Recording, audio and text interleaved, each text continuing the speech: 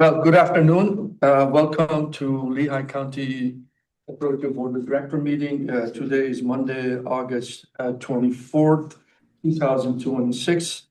The meeting being held either live or in a hybrid fashion. In a hybrid fashion, either live or via Zoom or the phone calls. The items, the material for the meeting was mailed and emailed to the board of directors and posted on the website. If you have not received this stuff, please see Lisa and she can help you with that. Lisa, can we go to the for the Roll call of the board, Amir Kamili. here? Jeff Morgan. Here. Ted Lyons. Here. Linda Rosenfeld. Here. Kevin Baker. Yeah. Sean Ziller. Peter Dent. Here. Neil Amin. Here. EJ Singh. Yes. All right, we have 8 board members. That's great. I have that many in the month of August. Reviewing the agenda, Lisa, any changes on the agenda or any need for executive session?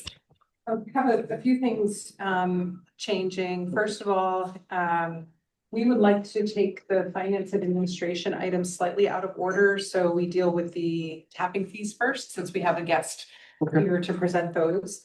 And we also have a special guest here. I wanted to introduce Grace Troutwine, who is our second year intern, interned last summer and this summer. And you want to just say hello and kind of any little tidbit about yourself you want to share with the board. Yeah, hi, I'm Grace. I recently just graduated from Lafayette College with a bachelor's in environmental engineering. I'll be attending Stanford to get my master's in environmental engineering this fall, and this is my second year with LC. Okay. Great to have you on board and good field to study. Perfect field to study. And Jeff can attest to that. We also have an executive session planned following the close of the regular meeting. We have quite a few items related to potential litigation, property acquisition, and a security update. Very busy day today. Yeah, thank you. Appreciate that. Going to the approval of the minutes from the August 10th. Linda, would you please lead that? Sure. I move that the minutes be approved. Okay. I'll second it. Okay, motion made by Linda, second by Peter. All in favor, say aye. Aye. Aye. Okay, minutes approved. There is no committee report, if I'm not mistaken. If you don't mind, I'd like to just remind the board of the governance committee request for feedback on the feedback form that was sent out. I have maybe 6 or so responses back. If anyone has not done it, please do. The governance committee. Thank you, appreciate that. Any public comments on the item which is not on the agenda? No, thank you, Amir. Yep, no, thank you. Thank you. Okay, moving to the item on the finance administration. I think the first one is going to go to resolution. Is that what the word you want to go for tapping fee? Yes, we'd like to do resolution 8-2026-4, which are the yellow, is the yellow packet. Page 18 to 108. And for this, we have, Ed, you want to introduce when we have our Yes. special guest? Today we have David Bush from Keystone Alliance Consulting. Dave and his team are our primary calculators and interpreters of tapping fee legislation that exists in Pennsylvania for a long period of time. They are experts in what is written in the regulation. They are experts at calculating based on the criteria that exist for collecting tapping fees and calculating tapping fees. And more important, they're consistent, reliable, and can do this so that at the end of the day, we have a fee that is defendable when we have a fee defendable. With that, I'm going to let Dave talk about what he puts together. What we provide Dave is basically on an annual basis our capital spending so that he can make some value judgments on whether or not it fits the bill or inclusion in the tapping. Thank you, Ed. I'm gonna go over this briefly. A number of you have heard me year after year talk about this. Tapping fees are set by state statute. That began in 1990 under Act 203 and 209. Was later amended in 2003 under Act 57. The tapping fees adhere to the requirements of Act 57 of 2003. We have some very detailed reports for you. Don't be overwhelmed by the volume of material there. A lot of that is backup material that is necessary to justify the fee. It is all included in that report, but in each report, both the water and the wastewater report, there are 5 or 6 pages of text that help to explain that and the process that we go through. Within the water report, which is the first one I'll talk about in detail, on page 2, there's table 1, which is a summary of the tapping fee components. And we talk about the various components of the tapping fee, of which you have a connection fee and a customer facilities fee. Customers are charged the actual costs the authority incurs for those facilities, and that is passed on to the customer. The actual tapping fee portion of the tapping fee is broken down into capacity and distribution part. We do detailed calculations that look at all of your capital spending, all of your debt outstanding that relates to that capital spending. We determine the eligible projects. We subtract out any principal that is remaining outstanding on that debt to determine what is ultimately eligible to be included in the calculation for this year. We calculate that on a per gallon basis and then ultimately do additional calculations to determine what that is on an EDU basis. The tapping fees, after the text in each report, there is a detailed exhibit, the first page following the tapping fees, that summarizes and provides all of the charges broken down into the various areas served by the authority. We show the per gallon charge under the current charges. We show the per gallon charge under the recalculation or updated calculation for this year. And we show the percentage increase. One thing I do want to point out is that because of a change in the number of people per household in Lehigh County, 4% of the change that you are seeing is the impact of just that difference.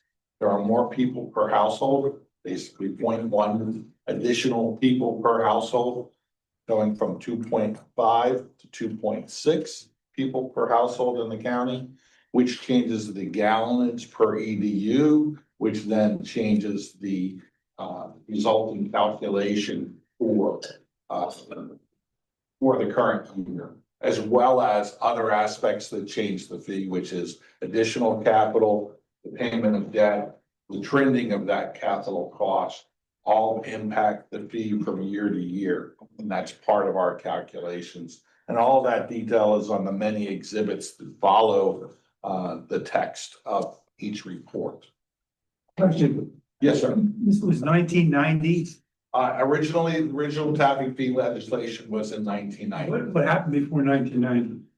It was sort of a wild, wild west. There was no legislation.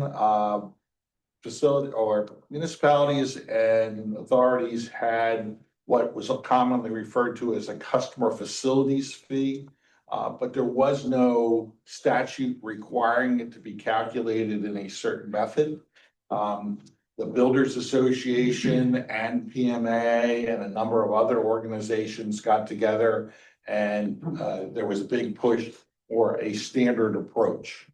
Do all states use the same approach? No, no, this is unique to Pennsylvania. Each state is unique in terms of how it is calculated, if they have such a fee at all. The private utilities, for instance, are not allowed to charge a tapping fee. They get that all built into their rates from the customers each and every year, that they are billed by the entity. So, This is incredibly complicated. Who devised this? it was in large part driven by the Builders Association, but there were representatives, myself included, involved in the original legislation and the revised legislation in 2003. Thank you. You're welcome. And again, there is a great deal of detail there, and I do have to commend the authority for its putting together all of that information. They send that information to us. We then send a rather lengthy email back questioning each project and trying to make sure that we have a good understanding of each and every project that the authority does in the system. And its eligibility is determined and the calculations are. How much money do we make off that? And year to year on the growth, sometimes it's quite a bit, millions, many millions. Yeah. Thank you. Again, we have a model set up for this purpose only. We look at it, we update it, and Ed has been a pleasure to work with and get all that information compiled together. And we feel quite confident that the fees that we have calculated are justifiable and defendable if challenged, but I seriously doubt that. Okay. Part of that is to have a report that hits the table with a thud.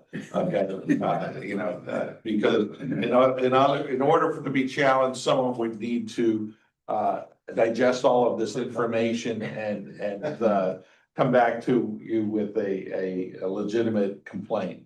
And there's nothing to complain about in these calculations. I go through this process every year. We are calculating the assets. They're using all of the assets built by the authority as of the end of last year, as of December 31st, 2025.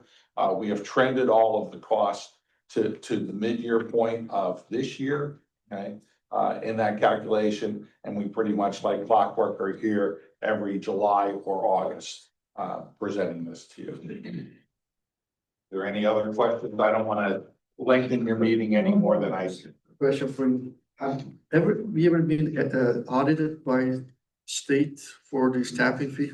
The state is not the entity because they really have no jurisdiction to come and look at it. There is no entity. However, any developer that pays the fee can challenge it. And I have been involved with expert witness testimony for fees calculated by others.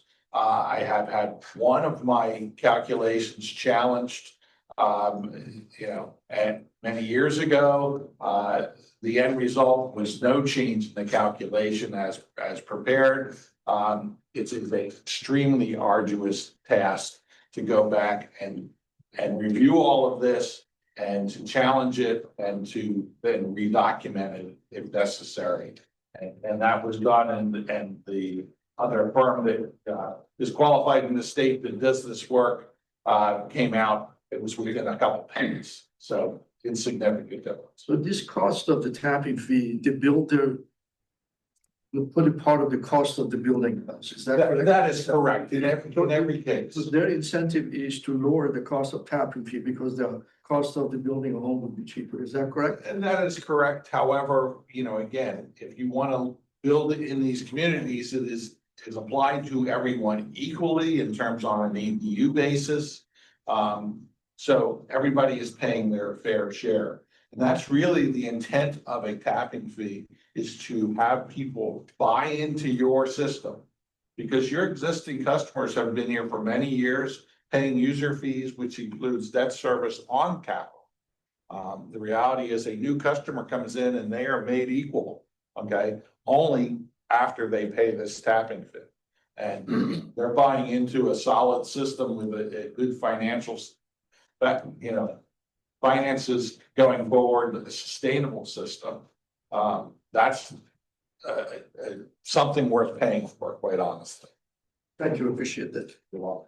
Any question? I have, if this is a one-time cost or is it like recurring? No, this is a one-time cost paid by new development and someone, you know, if you were at a business that was expanding and you needed additional capacity in the system, you would then be subject to this. But it is not something that we bill every customer of the system, only when they come onto the system or expand their use in the system.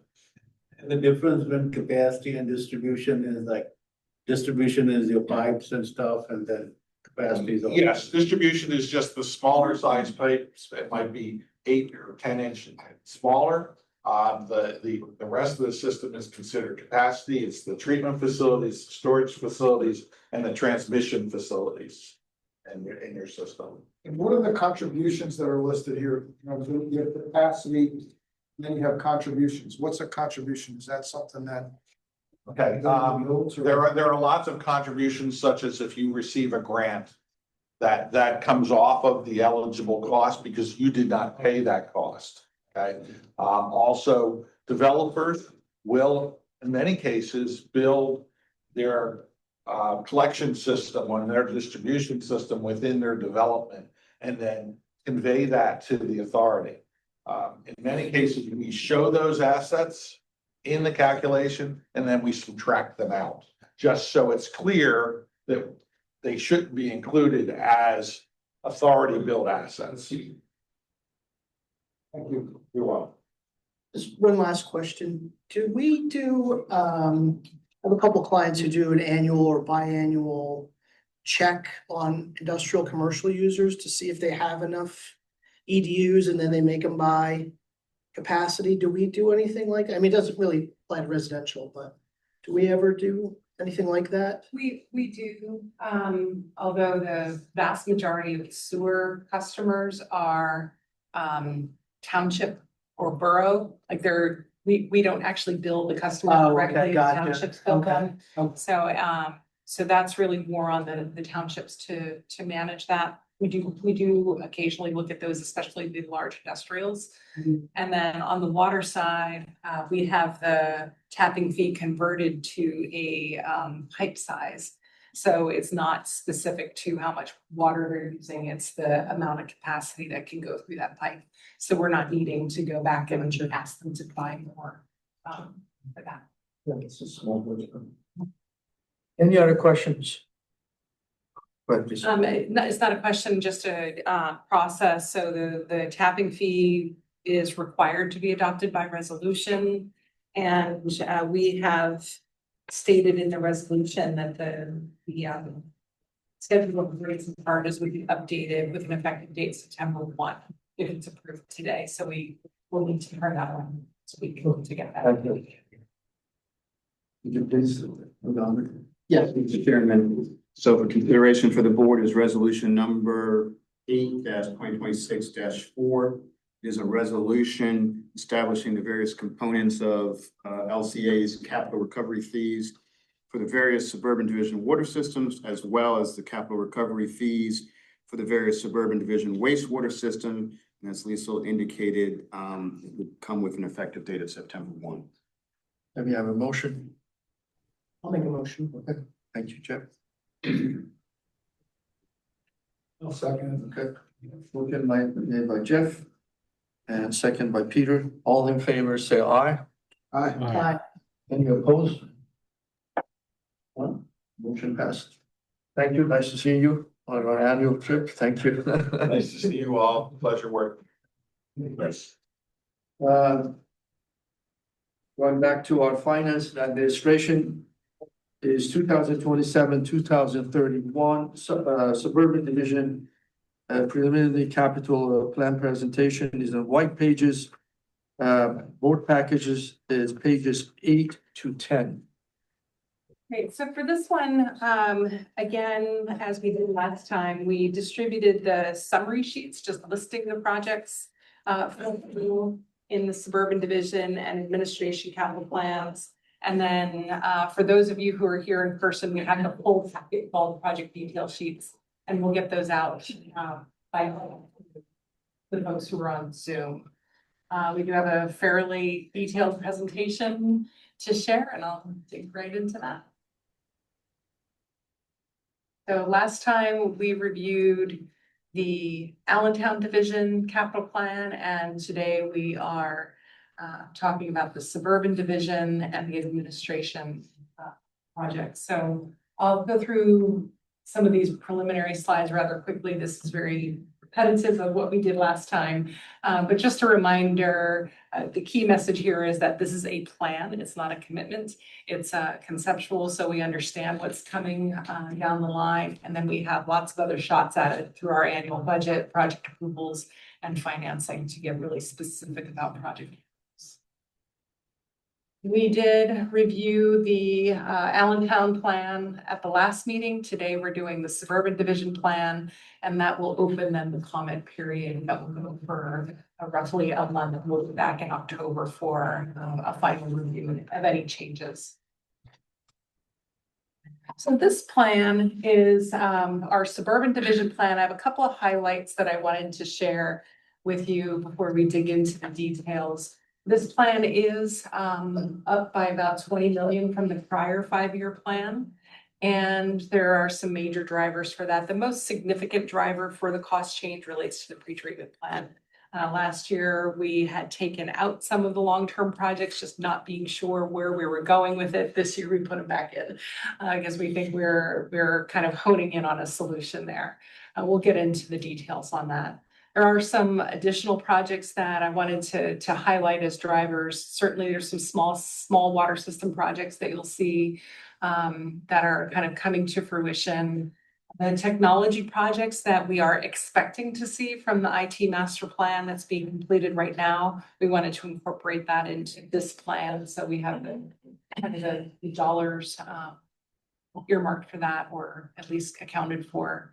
And then some improvements here at this building are also included, as we had talked about the need for office space and renovations. There are some major differences between this plan and the Allentown plan. One of the most stark differences is how we're treating the lead program. In Allentown, we have a very good idea of how much lead we have and how many unknown lead service lines we still need to find. It's a very large project. For Suburban Division, we have a lot less exposure, a lot less risk for lead, and we're still working on the inventory. That is something that needs to be completed this year, or I'm sorry, in 2027. And so because we don't think it's a very large number, we just excluded it from this plan, and next year it'll be added with the details. And then finally, just want to acknowledge that the Allentown Division projects, while they're all captured in the Allentown Division plan, there is pass-through of those costs to the Suburban Division through all those intermunicipal relationships that we have. But that happens through the rates and the cost sharing that happens on the annual budget. So we don't show them here, but it doesn't mean that Suburban Division isn't contributing, because certainly they are.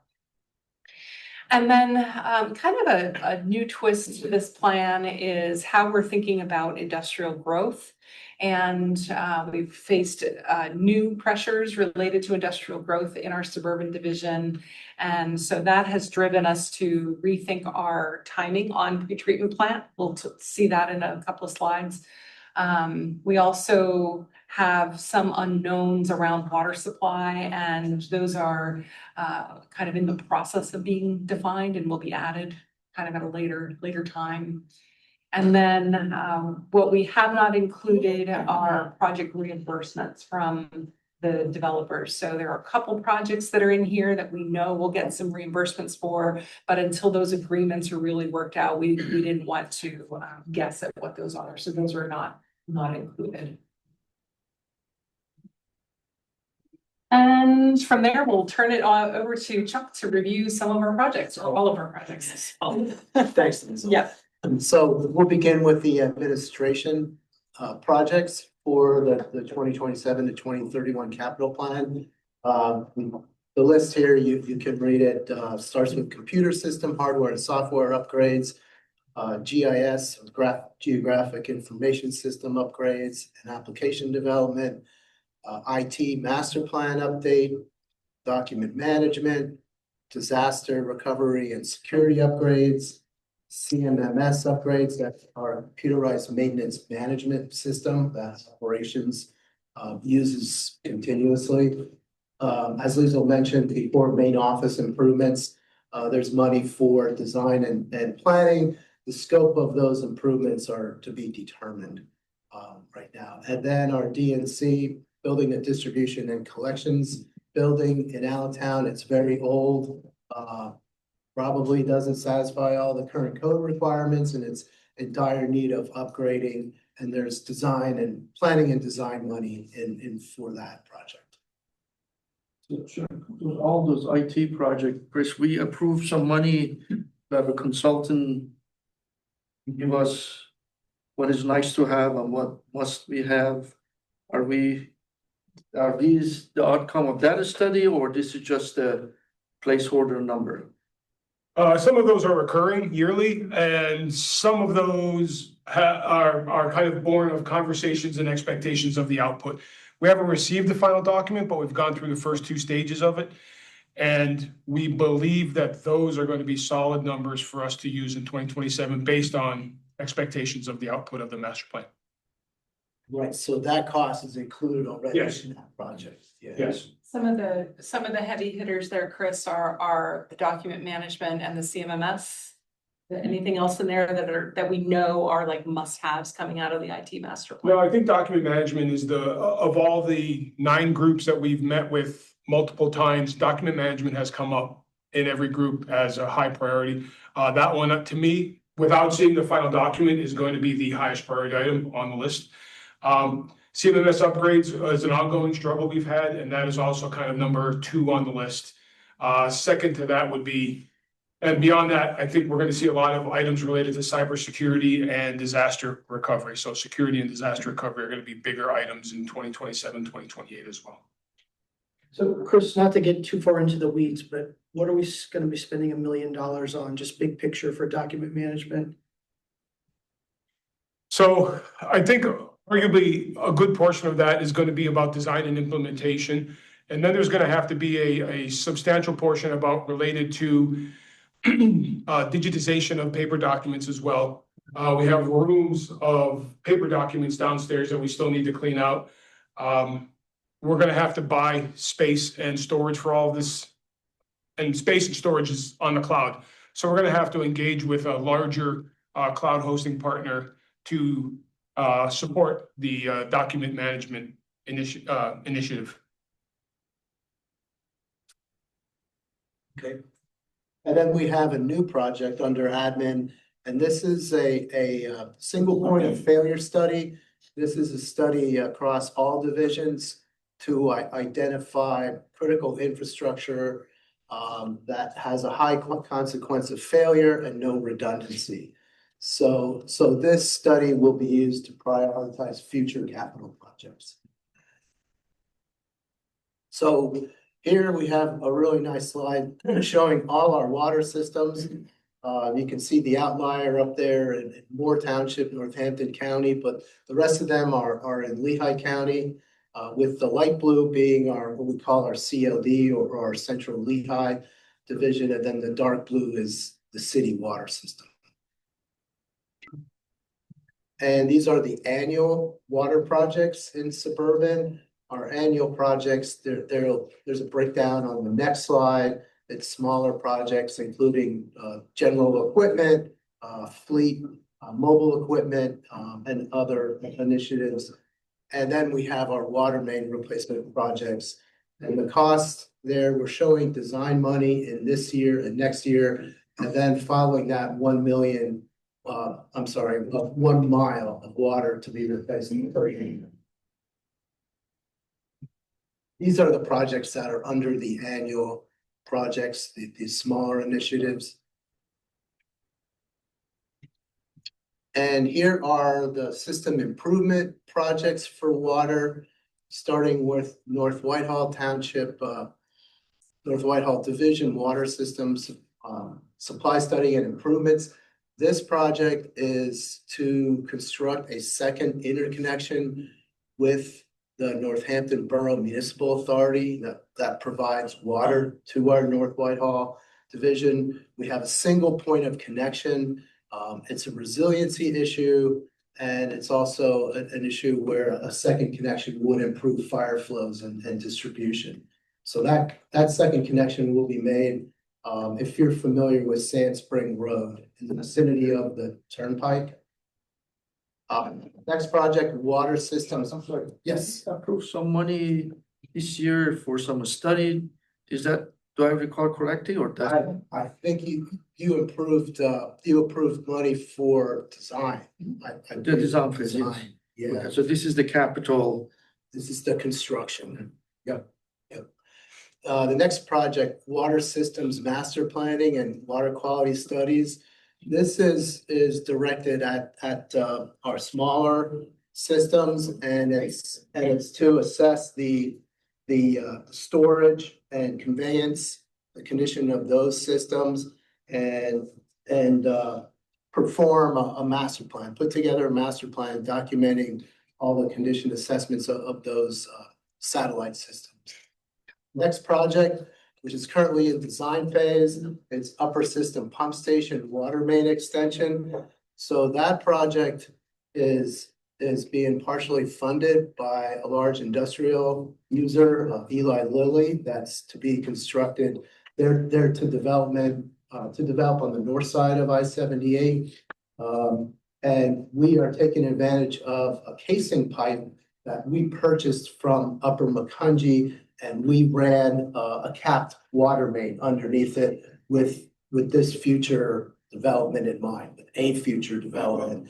So this project was pretty much, it was put on the shelf for a couple of years, and then they came out of the woodwork, and now we're finishing design. It's in DEP for permitting and also going through the Upper Mac land development process.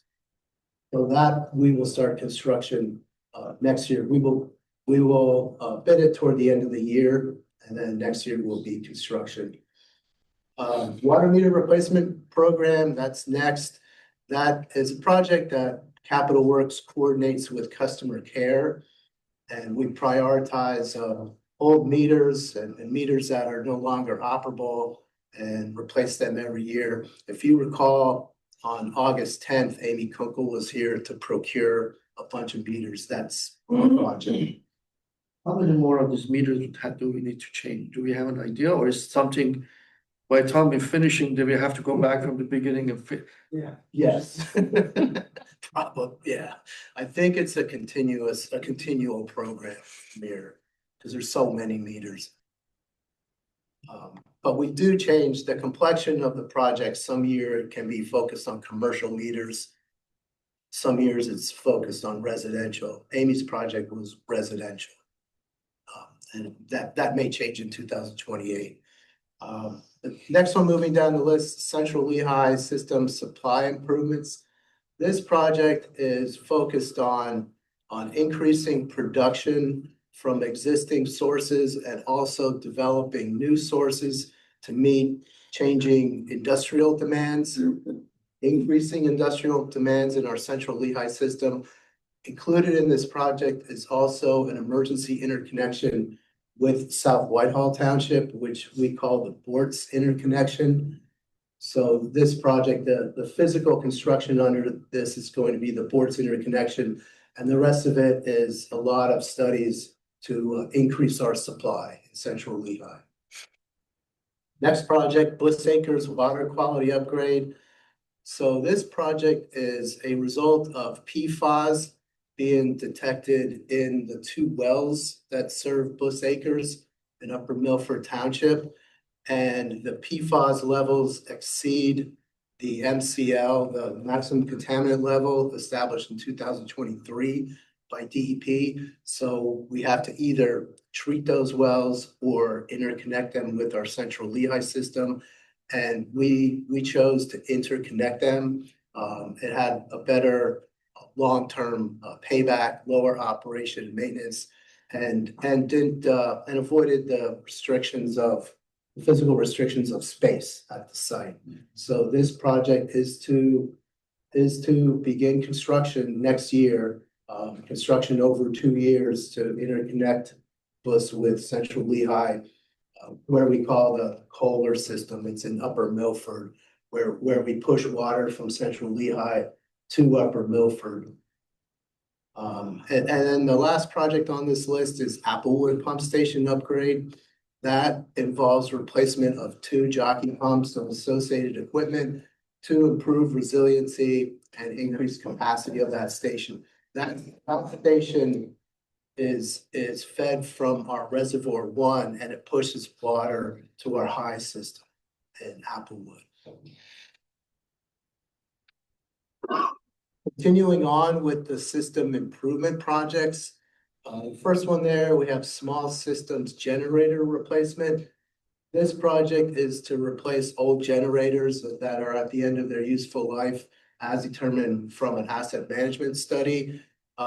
These generators include the Shantz booster station, which is a large natural gas generator, the Schnecksville North pump station, well 5, well 6, and the Arcadia pump station. So it's to replace all those generators over a number of years. Is it generating electrical power to provide to those pumps, or is it? Okay, so it's electrical generation. Right, yes.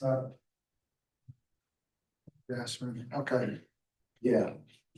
The leak detection program, that project is to purchase leak loggers and pressure sensors and install them throughout the Central Lehigh division. And in 2027, it includes a leak study. So we can prioritize the leak repair areas and then scope a repair project around that. Next project is lead inventory program. As Liesl mentioned, the lead program is different than Allentown. We're kind of lagging behind Allentown a little bit. And this is the program to investigate, identify where lead is on the public and the private side in suburban. And lastly on this list is small systems water supply improvements. This project is focused on our Madison Park North system, which is in New Tripoli. And if you're not from around here, you probably say New Tripoli. But it's in New Tripoli. And this small system has inadequate storage capacity when it comes to fire supply. So we want to improve the storage capacity and increase the fire supply resiliency of that system. Here's a picture of the upper system pump station that's going to take water from the lower system and convey it to the upper system. You see in the lower right-hand corner is part of the brewery and the Route 100 interchange. So that project, I don't know if I mentioned, is being funded by Eli Lilly, the proportionate share based on their percentage of the station capacity. This is the Bush Acres water system interconnection. On the left, you see the control building and the tank. Those components will remain, but we're going to abandon the 2 wells. There's a well at that site, which we call the Gary site, and there's a well on another site, and they convey water to this station. And we're going to pump basically from the CLV system. We're going to pump directly to that tank, and then the tank is going to feed the system via a booster pump that's located in that building. Chuck, is there any opportunity for new customers in that area? No, I think it's built out. Yeah. Yeah. Okay. And actually, we're not planning our transmission line that's going to feed this system. We're not planning for significant growth. It was just because of PFAS, it just had to be done. Correct, yeah. This is a picture of the Applewood pump station. On the left, you see part of Reservoir 1. So that station site sits right up there next to Reservoir 1, and it pushes water to the upper system, and we have to replace some pumps and mechanical equipment. And here's two new projects for this year. Green Hills Pump Station upgrade. That feeds the upper system and that station is in need of new booster pumps and larger booster pumps. So we'll be kicking that project off next year. And what we call an automated fill station. This is an unmanned bulk water filling station intended to reduce illegal connection to our fire hydrants and therefore theft of services. And we view it as also a potential revenue generator too. I have a picture of it. There's Green Hills. And the next slide is, that's what they look like. So they're remotely controlled and monitored. I think it's a really good thing because you can see sometimes driving around people connected to our hydrants. And you wonder like, who's metering the water, you know, have permission. So this would be a great addition to our operations. Where will that be? I'm not completely sure. Maybe you know, Chris. Yeah, there's two spots where we kind of were looking at out off of Tillman near Snowdrift. There, so we need spots big enough that trucks can do turnarounds. And there's two spots out there that we think will be good for that. So we still have to determine where we want to drop it in yet.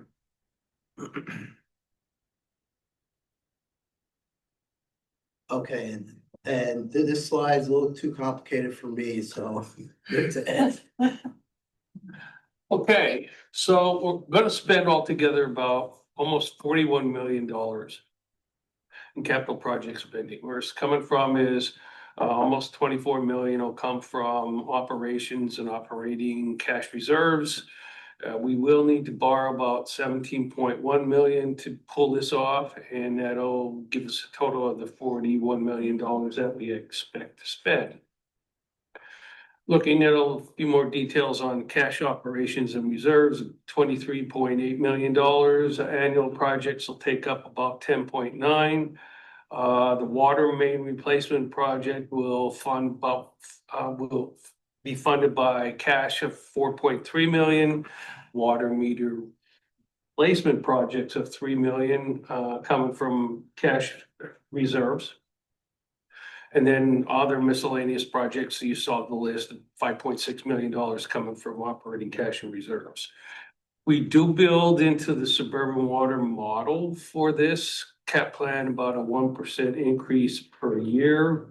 In terms of rates, years 1 to 5, we kind of stood fast at 3.0% over each year period. Again, borrowing 17.1. The details on that would be about $6.1 million for water main replacement. The North Whitehall system, $3.9 million.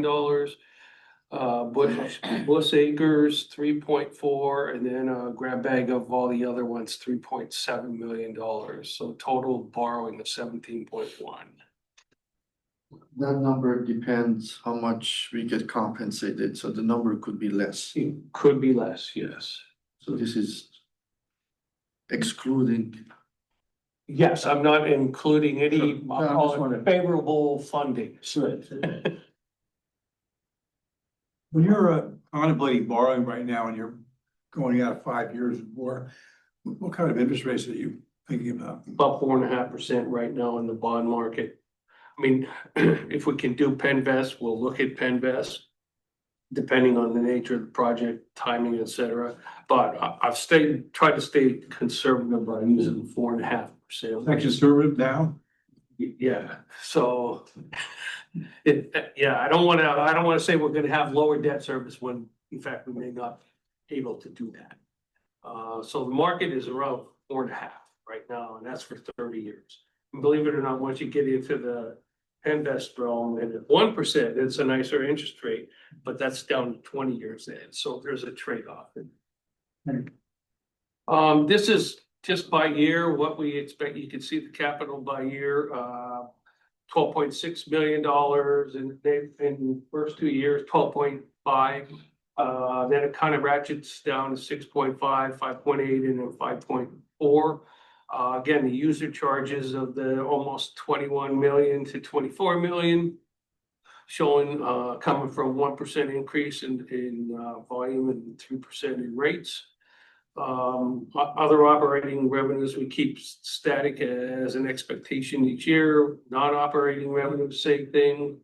Actually, we have the operating expenses kind of inflating at about 4.3 in the first year to 4, and then down to 3.3 per some of the projections from the economic experts.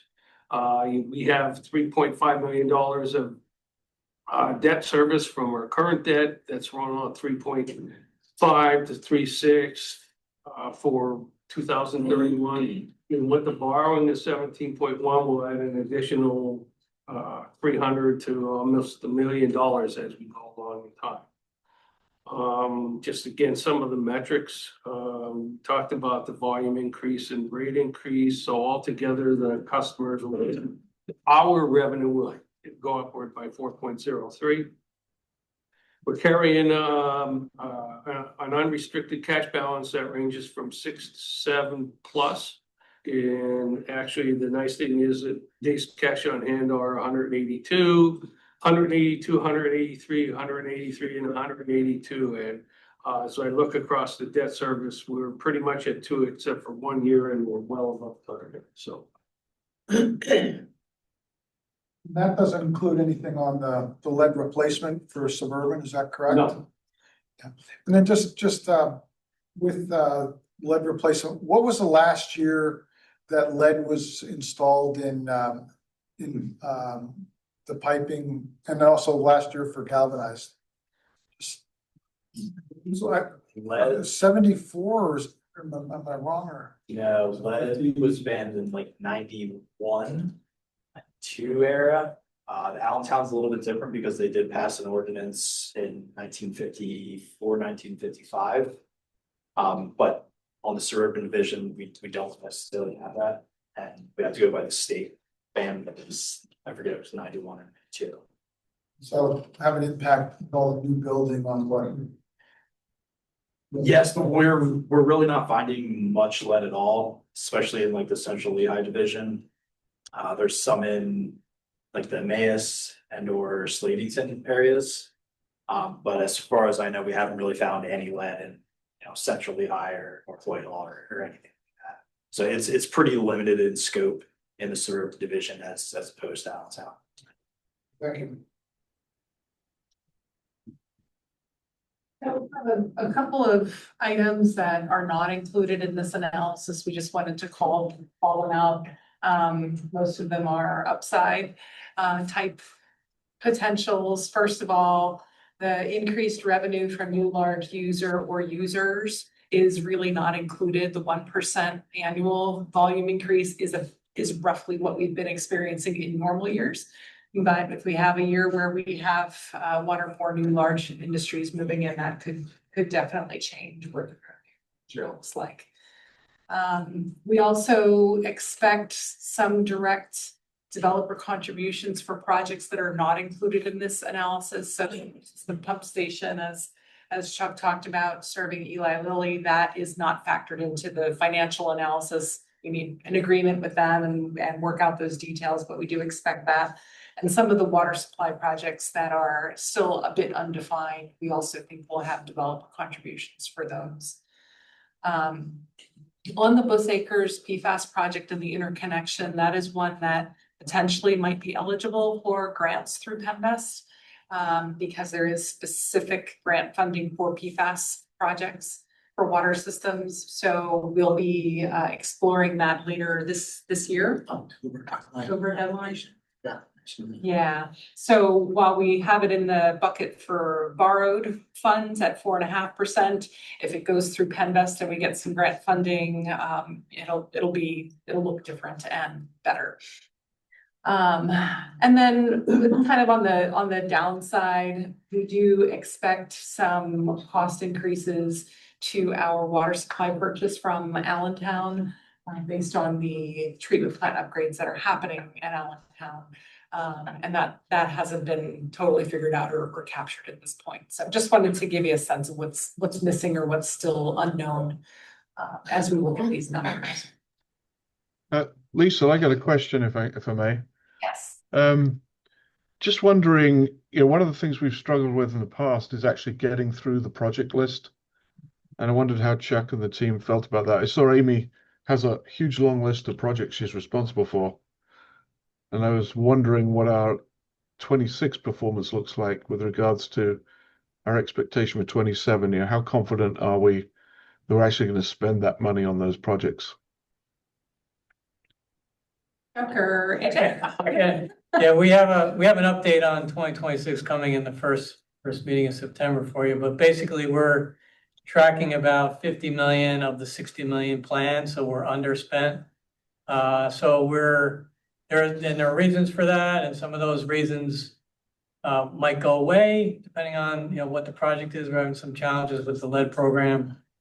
We are hiring new staff, and that will help us to drive completion of more projects, and we're contemplating getting assistance from program manager as well. So yeah, I think it's a good question. We are hoping that we can hit those targets with these changes, and there are just some things that are unforeseen that do impact us sometimes, but yeah, we're hopeful that we'll be able to hit the targets with some of those changes. Thank you. And stay tuned for the next meeting for more details. Okay, so we'll get into the wastewater projects. The picture on the right is a good lead-in for the first project. That's an SSO, gravity manhole actually under pressure. These are the annual projects. These are comprised of the smaller components that we'll show you on the next slide. And it's comprised of all these different smaller initiatives. This is the first project, the Central Lehigh wastewater capacity planning and expansion. So this project is planning for sewer capacity issues. It's as a result of the Act 537 plan. It includes administration of a connection management plan. So the next project is Spring Creek Pump Station upgrades. This project is to replace the 3 wastewater pumps. The procurement was approved by the board at the last meeting to procure those pumps, and then they'll be installed in 2027. And the last one, the signatory I&I investigation and remediation. That includes replacement of meter station number 4. It includes metering and monitoring, and also planning for rehabilitation of the Western Lehigh interceptor section downstream of Spring Creek Pump Station. Okay, these are our satellite system projects. First one is Wynwood Wastewater Treatment Plant expansion. This project is being funded by a developer.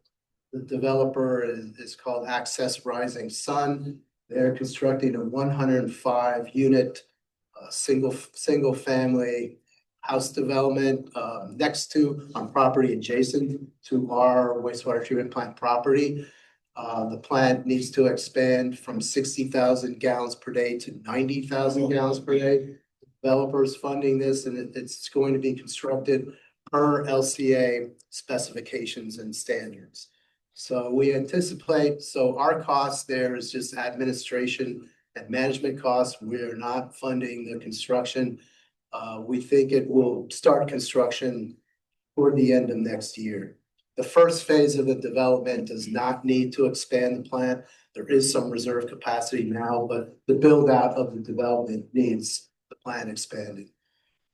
Next project is Act 537 plan for North Whitehall Township. That's being done by Barry Isett and Associates, and there's this cost in there for us to coordinate it and assist with them, because some of their alternatives may impact our various wastewater systems up there.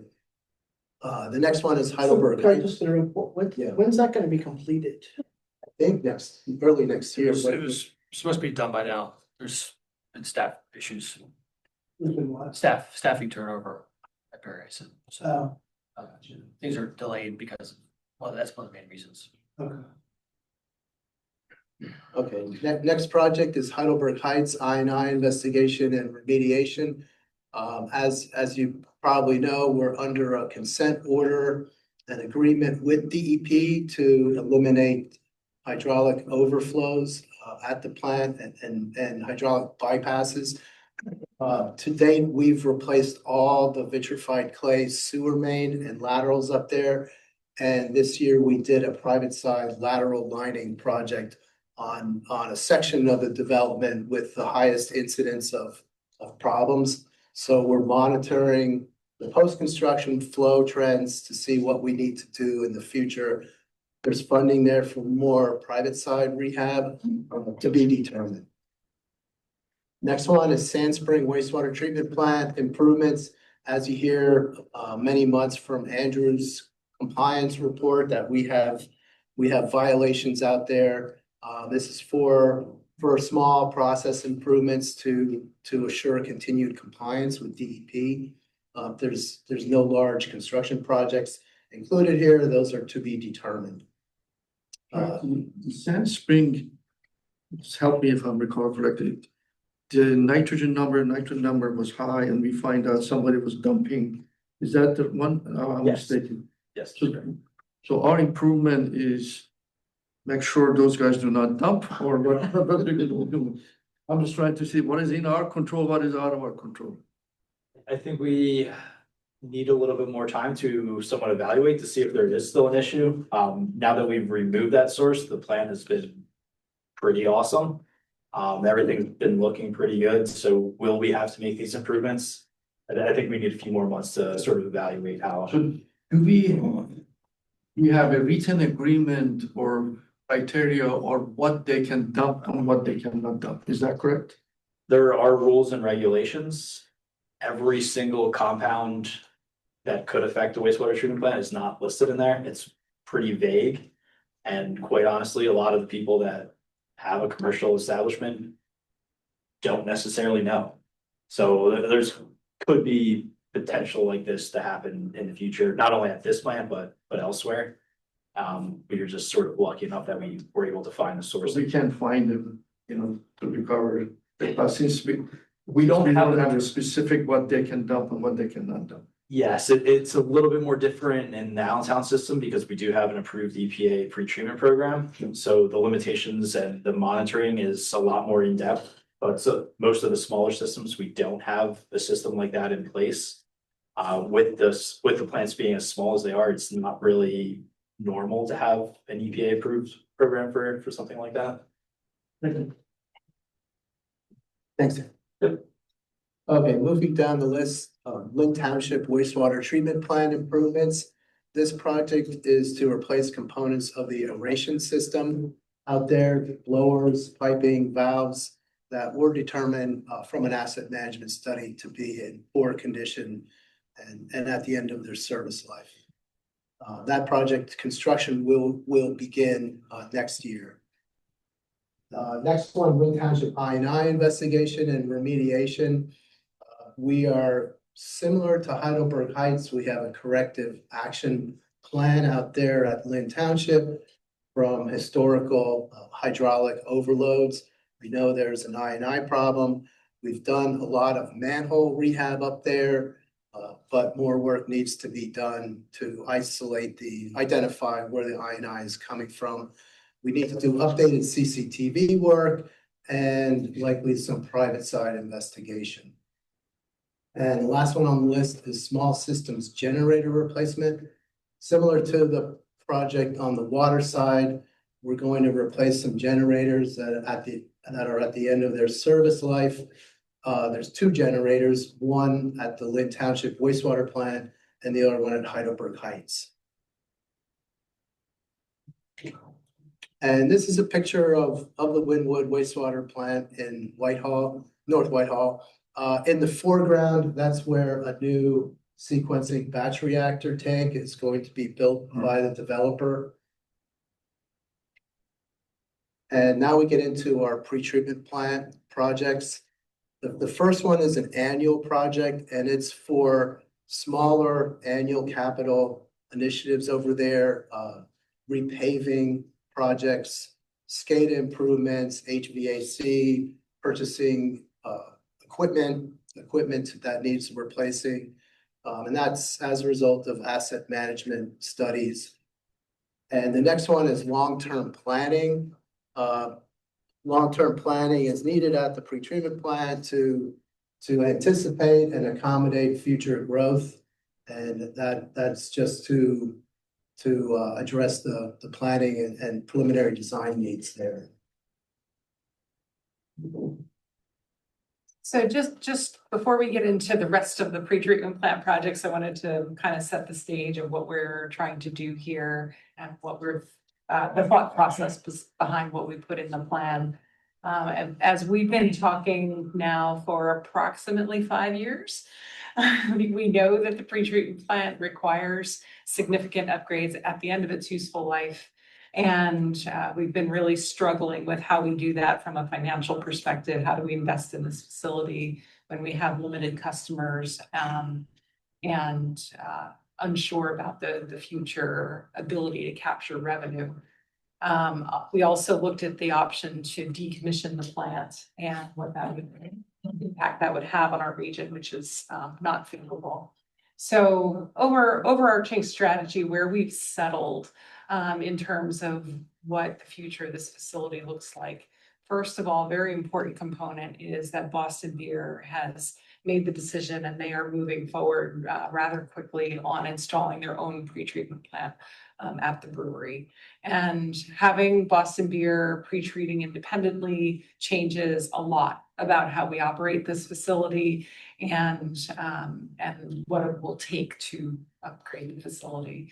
So essentially, we believe there's a process by which we can, I made this word up, but de-intensify the treatment process by eliminating the high purity oxygen system and using more traditional treatment technology. That will reduce our project cost as well as our ongoing operating cost and allow us to treat the current customer waste that's coming in from the other industries in the region. However, new industries that would be entering into the system, if there's not excess capacity available at this newly kind of reimagined pretreatment plant, the new industries would need to either pre-treat independently or pay to re-intensify the pretreatment plant, get the oxygen back, or do whatever it needs to happen to accommodate the growth. So essentially, we have a series of projects that achieve this strategy. I just wanted to try to explain it to what we're doing. So Boston Beer goes out, we do some upgrades to change the treatment process. New current customers can be treated. New future customers would be handled sort of in a different way with more investment in the plant. Thanks, Lisa. Yeah. So there's a lot on this slide. These are the projects. So it begins with the treatment plant solids process improvements. So there's 4 belt filter presses there that dewater the sludge before it gets sent out and hauled away for land application. They are in very poor condition at the end of their service life. Those 4 belt presses, we propose to replace them with 2 centrifuges. We piloted centrifuge at the plant. It performed very well, dewatered sludge, drier than what the existing belt filter presses do. So those 4 belt presses will be removed. Centrifuges constructed. In addition to that, there's 2 gravity belt thickeners that are used to pre-thicken the waste activated sludge that is pumped from the final clarifiers. It pre-thickens it before sending it to the digesters. So those 2 units need replacement. They're breaking down all the time and they're old.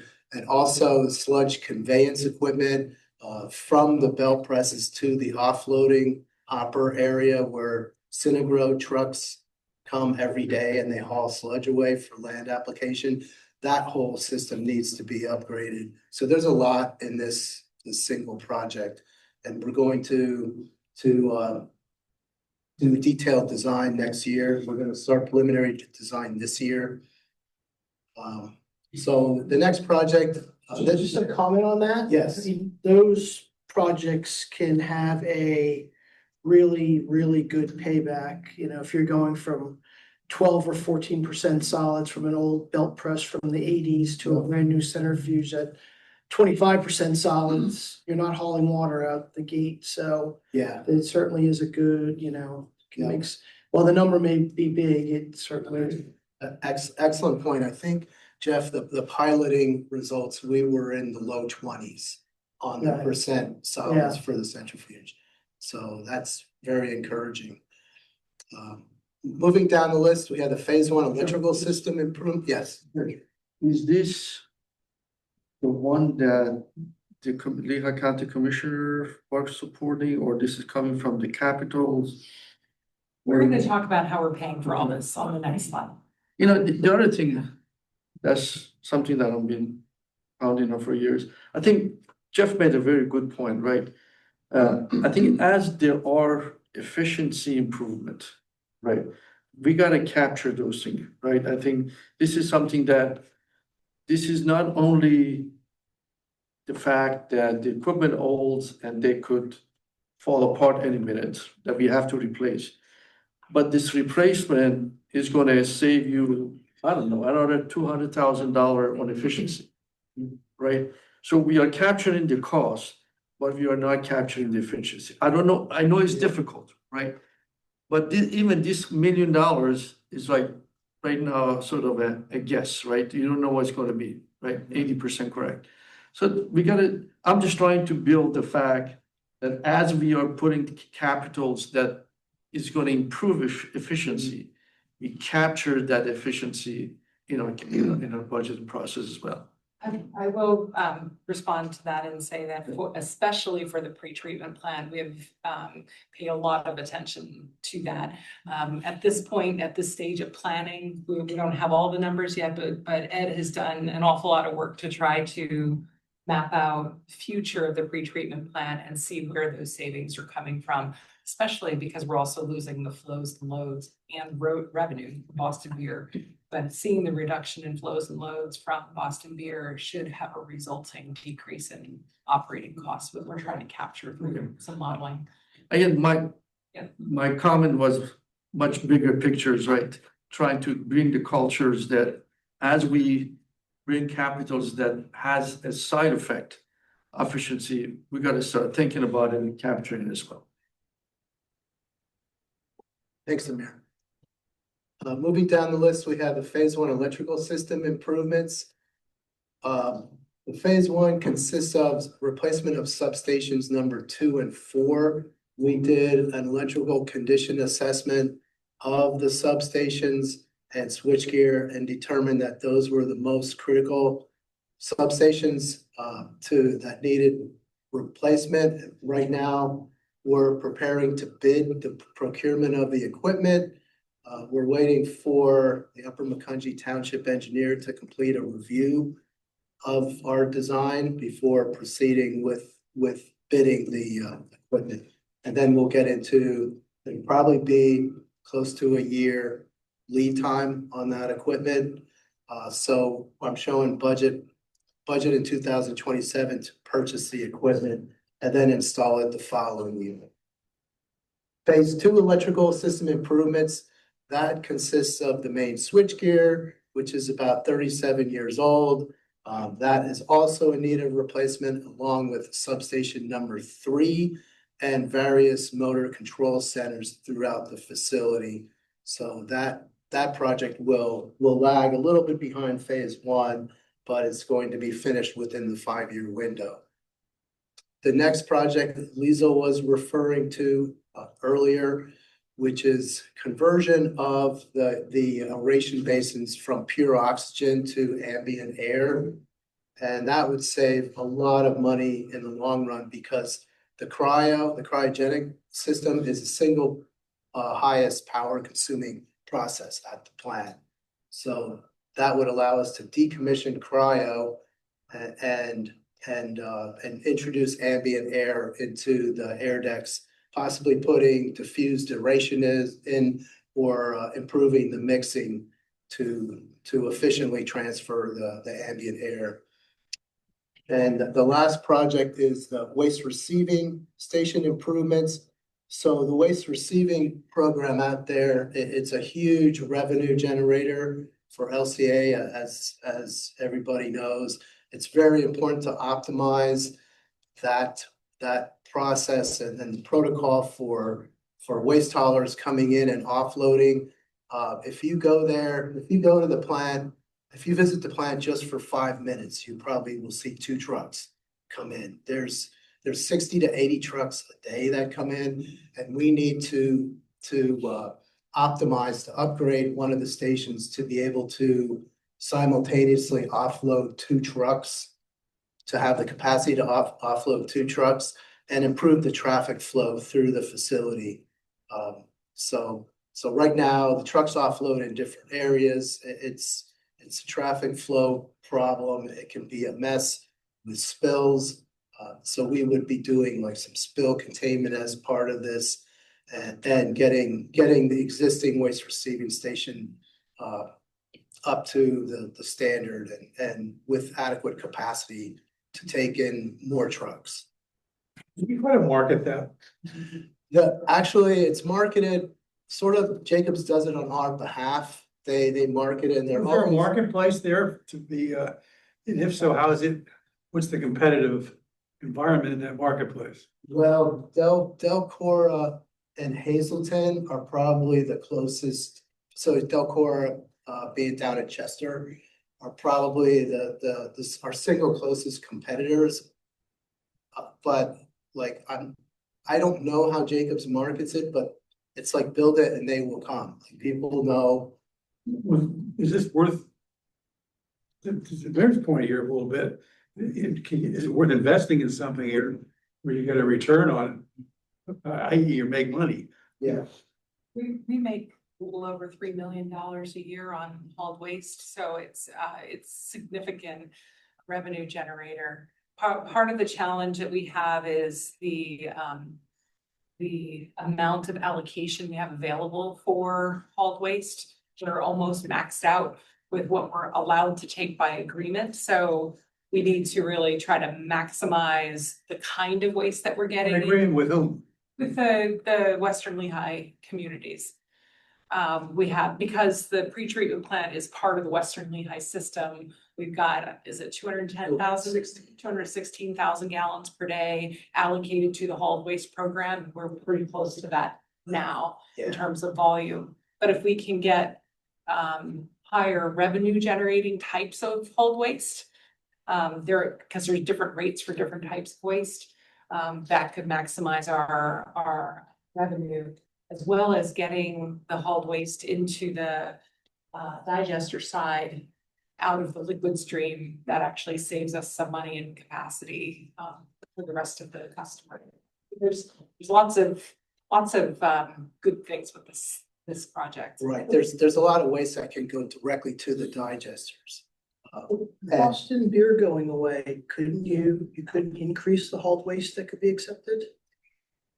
It's Boston beer is not going away from the Western Lehigh. They're just going away from the pretreatment plant. So the 216,000 gallons per day is part of the full Western Lehigh allocation that's available. Not very specific to the plant, it's part of the total Western Lehigh allocation. So just framing this project, I think the discussion was, I was thinking the way that if we improve the process and so on and so forth, so we can bring more trucks and make more money. So the reality is that we cannot bring more trucks because of the limitation, except the mix of the waste that we get, we improve that. So basically the work that you are suggesting is to improve safety and the flow and offloading the trucks. Is that my understanding correctly? We might save money on the operating side by bringing the waste into the digester instead of to the front end of the plant. That's number one. And number two, looking at the types of waste. There's different rates for different types of waste. And so, there's a potential we could increase the hauled waste that generates more revenue. So increase the revenue without increasing the flows. Right, but we could also bring in more grease. Like grease is a high revenue generator, but it's very problematic when you take it at the head of the plant. It gums up the screens that are used to filter out the rags. And we have a grease station that needs to be optimized, but the piping is there, the pump is there. We just need to have a mechanical screen because grease is always full of junk, like silverware, just like sorted garbage, and you just have to get it out of there before you put it in, before you send it through a pump and put it into the digester. So we're looking at that too. And grease creates gas, methane in your digesters. So it's a means to future consider cogen. Possibly, if you bring enough grease in, you're going to generate more gas. So there's definitely optimization possibilities with the hauled waste. So one more question, I'm sorry.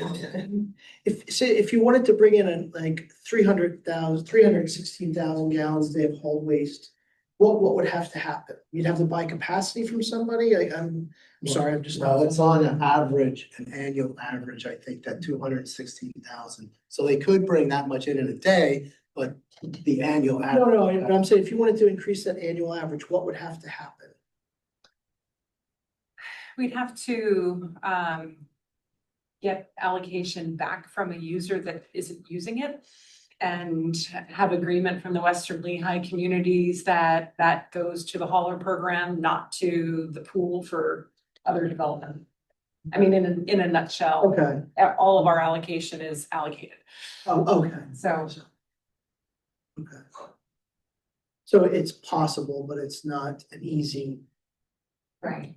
Task. This is really about optimization from the standpoint of what kinds of waste and how to maximize the revenue you get from the hauled waste and have it provide some operational benefit in reducing costs or increasing capacity.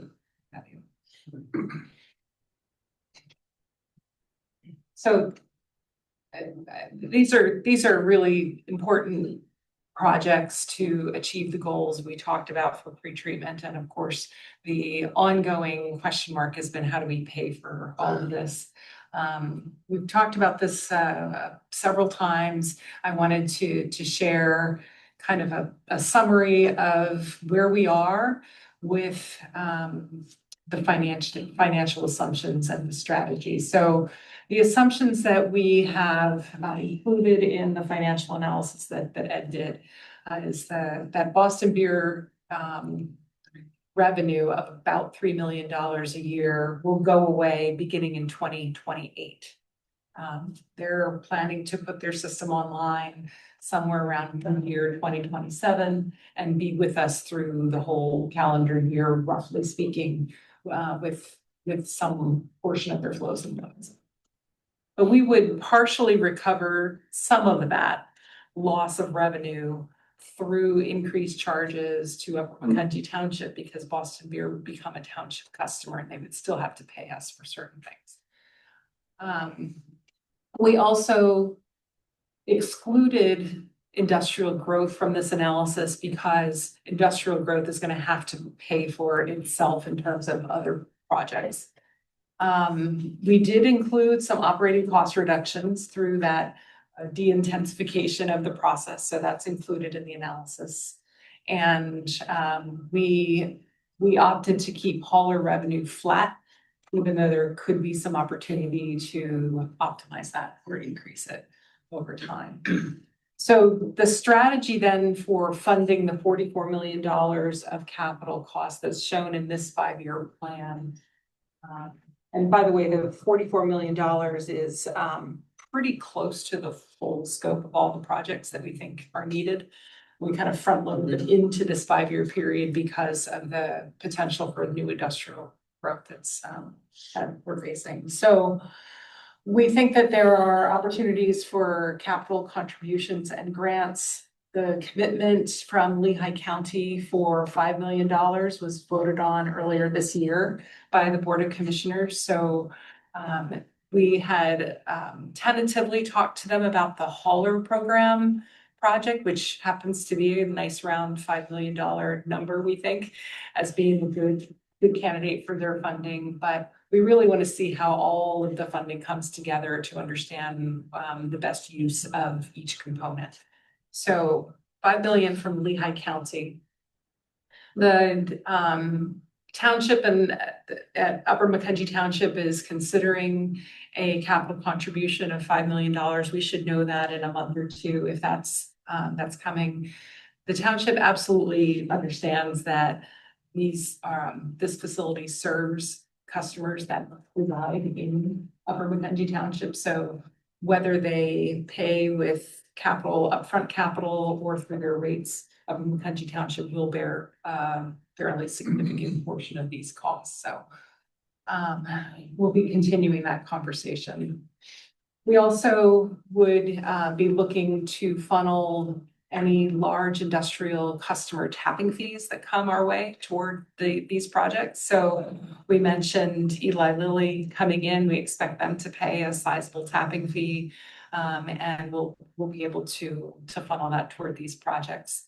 I don't have a figure for that, but it could be a couple $1 million of tapping fee. And then if there's other industries that come in, that will also be a good use of those tapping fees. And then there are 2 programs out there, the PA Sites program and the RACP program, that have grants that are very specific to economic development and redevelopment projects that we'll be pursuing and in discussion with the folks at Harrisburg. We think our projects are good candidates for these. So excuse me, Lisa. Yes. So just throwing some numbers at these, you got 5 million, 5 million, and then you have just a bunch of line items with no numbers. Yeah. What do they look like? Well, it depends on the industries. So, if we have a large industry that's coming in at some point, Eli Lilly, as I said, their tapping fee might be a couple $1 million. It's something that's significantly larger than that. Could be another, several $1 million, depending on the size of the new industry. No, I'm pushing you a little bit here, but that's 12 million out of 44 million. Yeah, so I mean, we're thinking like we're thinking based on our contacts, we might get up to half of the 44 million paid through grants and capital contributions. So if we're able to achieve that, or achieve about 50% through contributions and grants, then the remainder we would finance through loans, and that would be recovered through a debt service payment to the municipalities. The other component that we're actively working on right now is the development of an industrial surcharge program, which we don't currently have. So we have our rates that we charge to the municipalities, but we don't have a specific surcharge to the industries that are generating the high flows and loads. So we're working on that now. We have a consultant on board who's helping us understand what that looks like, and developing that through the first half of 2027, trying to complete that program so we can put that in place in 2028. The additional source of revenue that kind of offsets the municipal charge, so the municipalities are not taking on the full weight of these projects. AJ, if the work that you guys did with the consultant, the number was around 44, is that correct that time? Or? Yeah, we had, the number we had was 48, so I think we maybe eliminated some things or. I think there's a couple projects that are just pushed out 5 years. But that project did not include the waste hauling that was part of that 48? Yeah, that was there. Okay. And so there's a lot of unknowns still. Sure. But we're really honing in on this first part, which is the capital contributions and grants. And we're hoping, and then, by the end of this year, we should know how much we're getting in terms of tapping fees from large users, from the municipal contributions, and from any grants that are coming out. We should feel pretty confident about that by the end of the year. So that $48 million was in a span of how many years? Do you remember? It was 4 About years? 5. 5 years. So this $20 million that we have cash in hand would take us to like 2 years, 3 years, or the first year, all this money is going to be spent. So we have, it could be like the first 3 years. Okay. So we've got, what is that, 4 or 5, almost 6 million next year. Okay. And then the rest, there's a big chunk in 2027. So. Thank you. Yeah. I know there's a lot of unknowns, but we are making good progress, and I think we're really working hard on developing the partnership with the municipalities and the county, and the folks in Harrisburg, the governor's office, really having a lot of conversations with them about these grant programs and how we can support this critical facility. And then we'll be working on the long-term, or we already are working on the long-term forecast, financial forecast, to show what the impact is to the municipalities, and then folding in the surcharge program in 2028 will help quite a bit.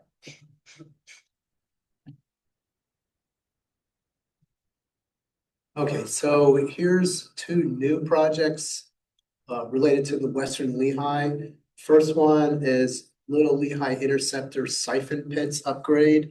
So there's 4 siphon pits that send water underneath the Little Lehigh. They have inoperable drain valves and also occasional odor problems. So this project is to fix both of those problems. And the other new project is Relief Interceptor projects. This project is for planning and initial design of you heard Phil talk about the KRI, the Kleins Island Relief Interceptor, and also section of parallel Western Lehigh Interceptor.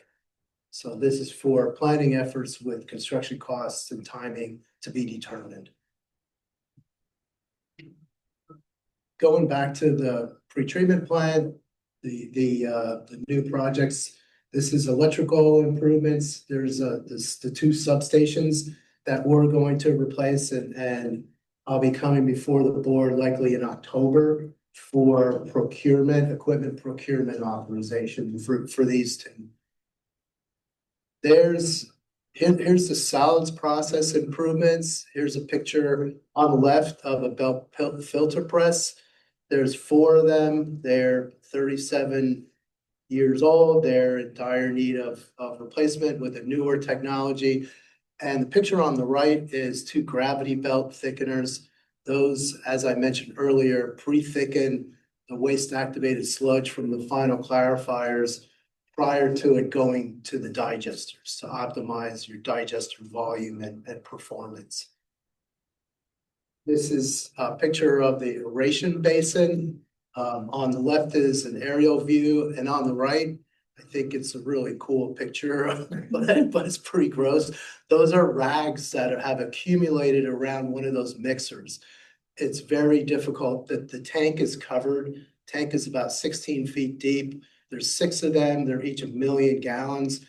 And it's really hard to do any operation and maintenance in those tanks. And that's what happens when they start to draw more amps, and you know that there's a problem with those, the motors are working harder, and that's the result.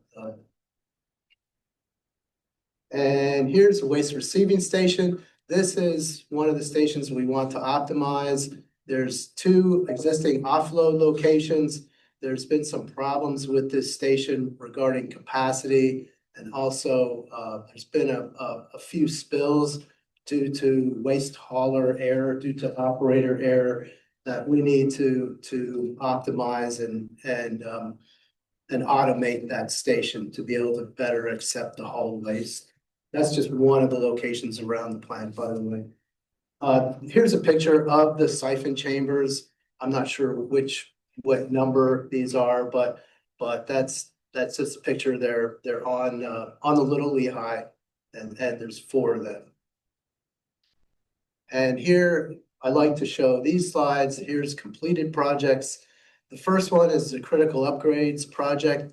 So the remaining work that will be completed this year is rehabilitation of final clarifier number 2. We finished rehabbing final clarifier number 1 just a couple of months ago. And we're right now, clarifier number 2 is down and it's being cleaned and with equipment being demolished. And that'll be done by the end of the year, along with a replacement of a return activated sludge pipe that's in very poor condition. Winwood I&I investigation. I just see I misspelled investigation there. But that's done. The projects have been completed there. And Arcadia West mechanical screen project. We put a screen at our little Arcadia West plant because we were getting a lot of problems with industrial wipes. It's an industrial park and we're not sure who's sending us wipes, but they were gumming up pumps and causing maintenance issues. So we installed a screen. We didn't have one. Here's a picture when final clarifier number 1 under construction. This was taken a few months ago with the tank empty, and that's the tank full on the left. So that's what it looks like when you empty the tank. And here's a picture of the Arcadia wastewater plant on the left. And on the right is a picture of the screen. You can't see a whole lot from this, but the influent pump station pumps through the screen, and then the screen has like a screw and it discharges the rags into a dumpster below. And this is Ed's slide. Okay, so we're gonna spend almost a little bit north of $53 million in total capital projects for a 5-year period. We're gonna be able to get about almost $10 million coming from cash, operating cash and reserves. Put in $10 million of contributions that we've kind of already covered with the $5 million from one entity and from the township and then $5 million from the county. To stay conservative, that's all I've put in. So that forces new borrowing of $33.2 million to fund what's left to spend. In terms of cash from operations down below, $9.8 million again. So that's going to fund almost $4 million worth of annual projects. It will cover about $2.5 million of PTP and $1.6 million of projects related to the Interceptor group. And then $2.1 million related to the satellite systems. Again, contributions of $10 million we talked about.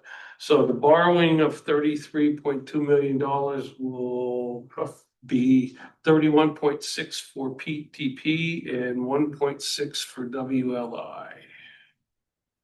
When was the last time we raised prices on the waste hauler? I believe that was done maybe 7 years ago. Yeah. We have many conversations in this meeting that we should consider, collecting more money if we could. Why we are hesitating raising the cost of the hauler, and we have not. I don't think so. Any industry that have not raised costs in 7 years. I think we started looking at that, Jake. We've been looking for 5 years. The rates that are being charged in the last market study were actually on the high end now. So it doesn't mean that we couldn't. You don't have nothing to lose. The next closest place is 100 miles away. So basically, either they have to pay $4 a gallon fuel cost, all this stuff to Maryland, or they pay us, $1 a gallon to more, for our area. So I'm just, Couldn't argue. I mean, we have talked about it many times. I'm just, don't understand the hesitancy of looking at the price elasticity that we have in this market. I just want to check out, are there any major customers that maybe are Yeah. on the edge? I think I think Jacobs is actually in the process, or they've completed their review of what the rates are for the other places. So we agree with you. We agree with you. I'm just, we are passing the cost eventually to our customers or ratepayer, right? In reality, people from 50 miles from here that are not our customers, they bring the waste here. We should be charging them what it costs us to operate this unit. Okay, agree. In terms of the way we're spending it, if you look at 2027, we're gonna spend a little bit more than $10 million. 2028, we're ratcheting up, the pre-treatment plant expenditures, and also the same thing in 29. Then it kind of drops back down to 3.4 million and then $2 million in 2031. User charges are going to change based on what we do in terms of calculations related to the interceptor group, and user charges will also include the revenue requirement needed to handle the PTP after Boston Beer goes away in 2027. So them costs are gonna go down a little bit in 2028 because Boston Beer is going away, and then start to come back up in 2029, 30, and 31.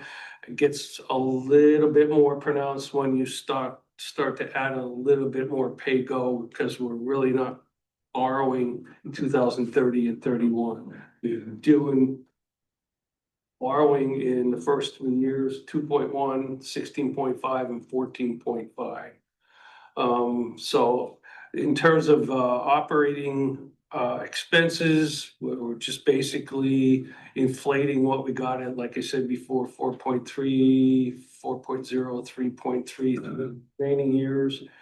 Our current debt service is 134,000 starting year 2027.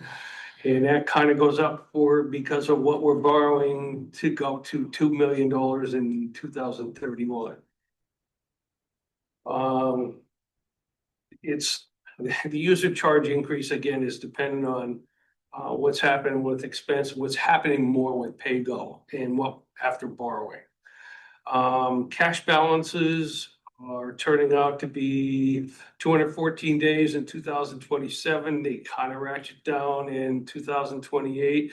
They fall below our magic line in 2029, and also in 2030, and even in 2031. So, I mean, there's yellow lights flashing because of that. Debt service coverage ratio, we're going from 3.2 to 1.21 to 1.22. 2.09 and 1.37. Now 1.21 and 1.22 would be the lowest I've seen since I've been here, and close to our magic number. So again, with some of the staying on the conservative side, not including maybe some of the things that are out there. But I think I just wanted to understand what it's going to take to borrow, what kind of debt service we're going to have, and where it's going to take the metrics. So this has been an interesting, challenging economic study. So, as we did on the water side, there are some things that are not included here. There's a lot of unknowns. Ed built in a lot of conservatism into the forecast so that we know, maybe not worst case, but generally worst case scenario here. So couple things. First of all, if we receive new large users, we will see some increased expenses. We'll also see some increased revenues. And the way that the wastewater side in suburban works, it kind of nets out because we're pass through to our customers from costs that we receive from Allentown division into suburban to the customer that kind of nets out. So we make that one neutral. We do think that there is significant upside potential for developer contributions. It included the $10 million, but we think that's significantly, there's significantly more potential there related to developer contributions for retreat. We also think that there are some other wastewater projects needed to address new industrial requirements. If we have a new large user that needs new facilities to treat their waste, they will pay for that, so it becomes neutral. But that's not included in the plan because we don't know what they are just yet. And then as we did on the water side, there are projects in the Allentown division plan that are captured in that plan, but they do pass through the rates to suburban. So they're not captured in the plan per se in terms of projects, but they will be captured in the expenses when we refine our rates and budgets moving forward. So a couple ups and downs potential here, and just some things to keep in mind as far as impacts to expenses and revenues. So this has been a long presentation, very detailed. I just want to do a quick recap of the plan. There is an overall plan increase from last year's plan, and that's primarily due to the adjusted timing on the pretreatment plant projects and trying to get them moving forward more quickly. We do maintain LC's financial performance with new borrowing. But again, on the suburban wastewater side, the conservatism in the forecast is built into that. We're showing fairly modest rate impacts, but that excludes the pass-throughs from the Allentown division project. So we don't want to use our capital plan as a rate forecast. We do that with the actual rate and budget process. So we'll look forward to seeing more of that in a month or two.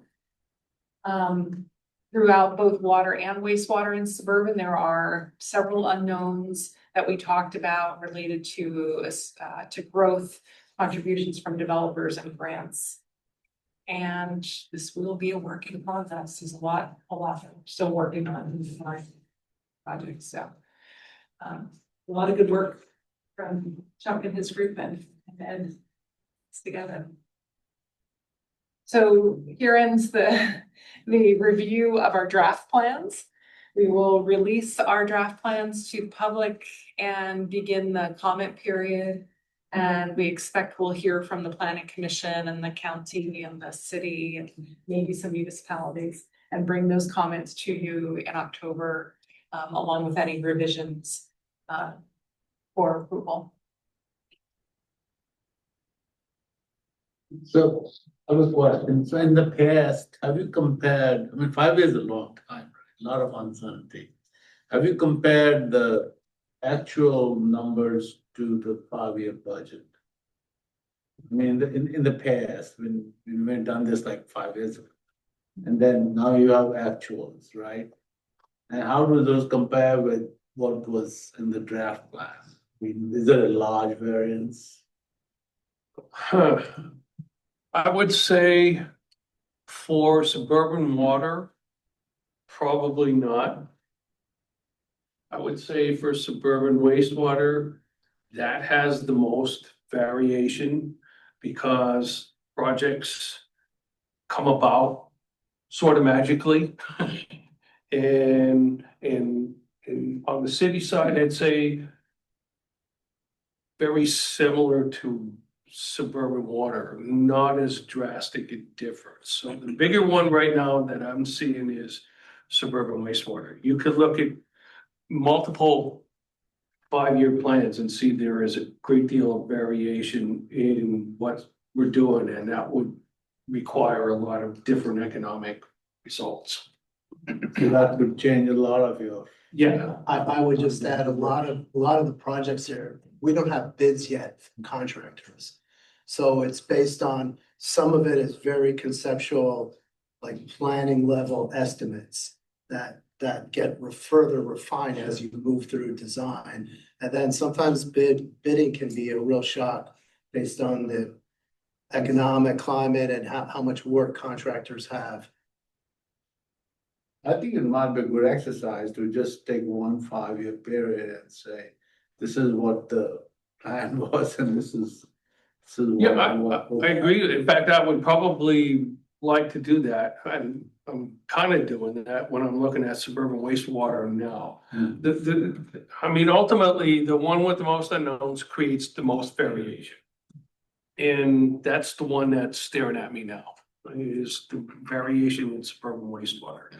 And with so many unknowns, and so many potential events that could occur in that would be a good one to take a look at. But part of the variability is just which projects are included, because it's every year it's a new plan, new 5-year plan. Sure. So once we have projects defined and they go into the project performance metrics, then you can see the project end to end. Or we will be able to see the project end to end, but at a plan level, because projects come in and then we rethink them and they come out, and so. So basically updating every Yeah. Yeah. Which I do think is a much better metric if you look at, what we committed at the beginning of the year, what's going to be, and what end up at the end, excluding all this snapshot, because every quarter you have updated, what your capital cost is going to be. Start from the 1 year and see how good we are doing that before we go with 5 years. I think if there's a systemic bias, it should be captured. I think that's the only thing I worry about. If it's random, some are too high, other projects are low. Some projects we never get to. Or they're delayed. They're pushed. Well, that's why they have the annual updating, so it makes it a little more difficult, right? Yeah. Because to really tell if there's, what kind of errors can be introduced in the process. Well, and to be honest with you, plus you add in, particularly in wastewater, this plan, you're going from a couple $1 million to 20 million, 24 million, and then down. That necessitates that you're borrowing earlier than you want to versus being spread out, and you're adding your bottom line debt service. So I get concerned when I'm looking at debt service coverage ratio. Do water and sewer authorities ever get in financial trouble? Has anyone around us gotten in financial trouble? And if so, why? I'm not really aware of authorities that have gotten into trouble per se, but we certainly have authorities and municipalities generally that struggle with high debt loads and the impact on rates. Debt load that does. Yeah. You borrow too much. It's like Charlie Munger said, who was a colleague of Warren Buffett. It was a couple of weeks ago in the Wall Street Journal when some hedge fund blew up. There are 3 reasons why smart people get in trouble: liquor, ladies, and leverage. It's inappropriate for me to say, but it's true. That's from Charlie Munger. If you have too much debt, the clear sort of solution is you just raise rates, right? So in some sense, you really have this backup plan always. Well, But the question is, how do you sort of keep that under control? Yeah, the rate impact is always top of mind when we talk about these plans. It's $300+ million plan over the next 5 years. What's that going to do to our rates and what customers are going to not be able to pay? And And if you're not an authority and you're a city council member and you're elected and Yes. you're raising rates, it's a whole different ballgame. Yeah. Municipal authorities generally have an easier time of doing what's right for the system and having that be reflected in their rates because of the municipal authority structure. But Wow. That was a good, healthy discussion, I think. As part of the role of the board, right? And to look at all the spending and how we maintain high quality water at the lowest cost for our customer. Moving to the second item under finance and administration called the Penvest Finance Resolution Lead Service Line Replacement Cycle 3 project this is for approval, Blue Pages digital package 11 to 17. maybe this should be a quick one. We have two resolutions here, 8-2026-2 and 8-2026-3. These are two resolutions that are required by Penvest in order to allow us to go to closing on the grant and loan for the Cycle 3 lead service line replacement project. The first resolution, -2, is the borrower's resolution that really spells, that's a little bit long, but it spells out all the details of the Penvest funding offer and the parameters for us to get to closing on that loan and grant. And then the second resolution, which ends in -3, is a reimbursement resolution, which allows us to use the funds from Penvest to pay ourselves back for the costs we're incurring. So we have two resolutions that we have to pass, We have correct? to pass them both, and Kevin, Kevin? Certainly. So the first one is resolution number 8-2026-2.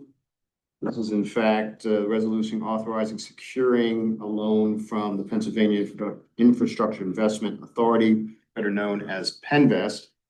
The maximum principal amount of $8,173,780 and the acceptance of a principal forgiveness loan from Penvest, formerly known as a grant. And the maximum principal amount of $7,266,220. And then it's all for the purposes of the lead service lines of the Allentown Water Plant and Distribution System.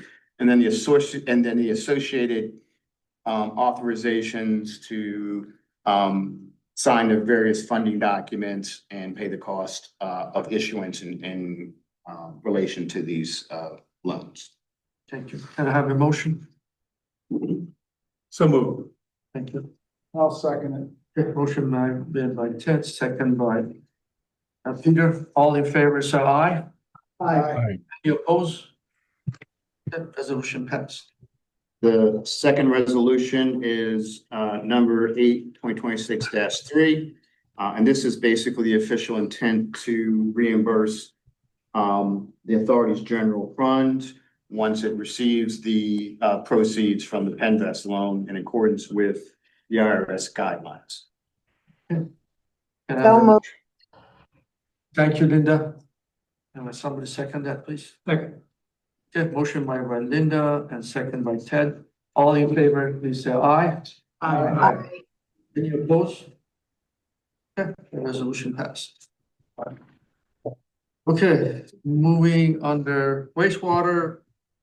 I think we talked about enough about industrial treatment, or you have something to talk? yes, I wanted to just comment that now that we talked about the capital plan for the 2027 budget process, we're going to kick off next month. We are including in the 2027 budget Boston Beer as a customer for half a year, and then half a year as a customer at reduced loads. That's the assumption that we're using there. And the rest of the structure of how we're doing all of this will stay essentially the same for 2027. So I wanted to share that because I believe this item can be removed as a standing agenda item for now until we have more clarity on the grants and contributions. Okay, thank you. Next item on the agenda, monthly financial report. You're looking at me like you want me to go fast. I'm glad that I'm very transparent, and you can read my body language. Okay, we will. So just looking at the month quickly. We actually did okay with respect to forecast for, on the income side, for suburban water and wastewater. City went a little bit unfavorable. Cash flows, same thing. Suburban water was favorable. Wastewater was also favorable, and the city division went a little bit, not by a lot, so. That was the month. Now, more importantly, where are we year to date? On the income side, suburban water is favorable to forecast. Suburban wastewater is also favorable to forecast. City division down a little bit to forecast, not a lot. And altogether, LCA is up above forecast. Cash flows, same thing. $3.4 million favorable on suburban water, a little bit favorable on suburban wastewater. City just slightly bit unfavorable. Altogether, we're 3.4 million to the good. What do we look like for full year? At this point in time, we think we're going to be favorable across all three funds on net income.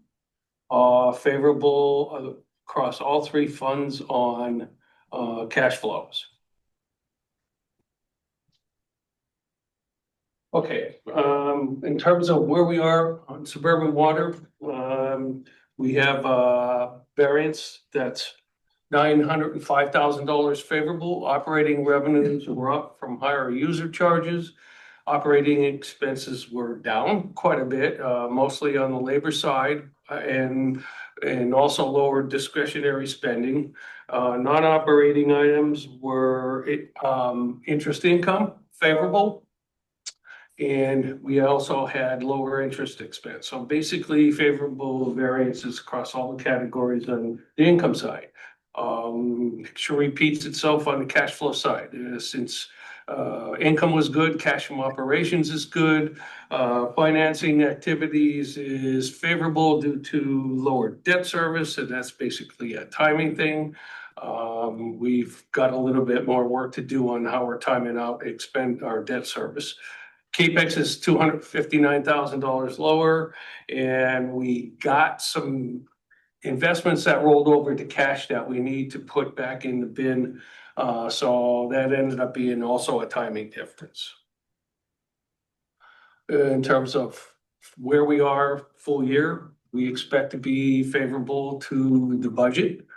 Operating revenues will be favorable. Operating expenses will be favorable as well. Again, mostly in the labor side with some help from lower discretionary spending on services and materials. Our non-operating is a result of higher interest income, and interest expense will be down. Down. So favorable variance. In terms of cash flow variances, but it's pretty much all cash from operations, with some help on interest income. Metrics. We're good on debt service coverage ratio at 2.6. It's better than target, better than budget. It'll go up even a little bit more, so that will look good even by the end of the year. Operating ratio, and we're kind of hovering where we are at budget, 1.15, so better than internal target. In that, we think will also come up as well to 1.21. Days cash on hand, almost 272 days compared to the target, compared to target of 180. That's easy for me to say. And we think it would be 200 by the end of the year. In terms of wastewater, $159,000 to the good. Pretty much looking at the variances to forecast. You get some good news on operating revenues, some bad news on operating expenses. That is mostly depreciation and amortization. Non-operating items would be higher interest income, and interest expenses just down a bit to forecast. So pretty much driven by the higher interest income. Cash from operations is favorable by 296,000. CapEx was unfavorable by 323, so that eroded that. However, we got some higher interest income to more than offset that. In terms of where we look compared to budget, we're looking about $2 million better in total. A little bit unfavorable on the operating revenue side. We're lower on the operating expenses, and that's pretty much across the board, including depreciation.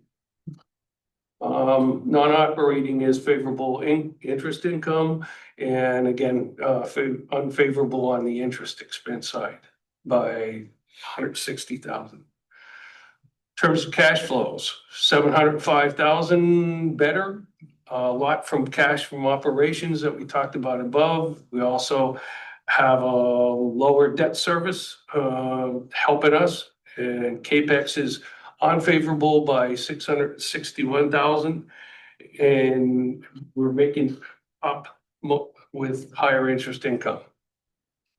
Metrics. Debt service 3.08 versus a 2.16 year-to-date budget. Target is 1.2, and we think we'll drop a little bit to 2.88, but it'll still be good. Operating ratio, actually, we were above where we thought we budgeted, and we did budget below 1, so we're doing a little bit better than the budget that was below target. Days cash on hand of 281 days. That's good. It will come down. Hey, and remind us again what operating ratio is. So take your total operating revenues divided by total operating expenses, including depreciation. Yeah. Right. City division. Right now, we're off by 186,000. Operating revenues are down a bit to forecast. Operating expenses are down a bit to forecast, or actually higher than forecast. Non-operating items, that's mostly interest income of $203,000 is helping us, and we've got lower interest expense helping us as well. Cash flows year to date. Cash is down, obviously looking at the operating revenues and expenses. Financing activities is good as a result of lower debt service on the city side. CapEx is pretty much forecast, and then we're getting higher interest income. Full years against budget, operating revenues would be good. Operating expenses will be a bit unfavorable, mostly because we're expensing more capital projects due to the nature of the projects themselves. Non-operating is favorable on interest income, and interest expense is going to be lower. On the cash flow side, favorable cash from operations, favorable across the board, but cash from operations, lower debt service, lower CapEx, and higher interest income. In terms of metrics, again, 3.02 is good compared to both targets. Year-to-date operating ratio 2.2, good compared to both targets. This will come down a little bit. Right now we're at 818.3 days. But if you remember the 5-year cap plan, that 818 turns into about 180 real quick through 5 years. In terms of the fund recap and the scorecard, we hit 13 on suburban water. We're only off on the operating ratio. Suburban wastewater, we're at 11, and actually the city is at 10. A couple red marks on net income and cash flow versus forecast. So basically, just summer, we're not too bad with respect to forecast on a year-to-date basis. Certainly against budget, we're fairly good. I think scorecard is in fairly good shape. I do believe that we need to indulge a little bit more in the forecast. We've got some timing issues with respect to interest payments that I want to sort through. I can tell you that based on what AJ had said before, we probably have a little bit too much capital built into our forecast. So we have some, I'll call it additional cash opportunity staring at us with respect to that. So that's it. Okay. Questions? Any questions for it? Thank you, sir. I appreciate that. And moving to next item, I guess I get to do safety. oh, you do safety, sir? Okay. Now over the safety report. So through July, year-to-date incidents would be a total of 39. Of the breakdown of that would be 21 related to employee incidents, 18 vehicle incidents. And at this point in time, we have had it recordable on 7/24, so we had 11 days through the month of July since last report. In terms of root causes, the big hitter there is situational awareness. That the next one would be tools and equipment. We talked a lot at some of our meetings about being aware of where you are, especially in the beginning of the year when you're faced with ice and all of that. Tools and equipment, we're all constantly always talking about, is there a better tool to do something? Was there something wrong? I think in terms of severities, obviously, it's good to not have any truly immediately reportable incidents. We have 10 recordables, 11 first aid cases, and at this point in time, none in pending status. Just looking across at incidents by body parts, arms is the primary one, sprains, strains, again, related to tools and equipment. Second one would be, back and then, some onesie twosies and some of the other ones. Incidents by month, we started off on the wrong foot. Kind of settled down in March, April, May, June. The highest vehicle incidence was 6 in April.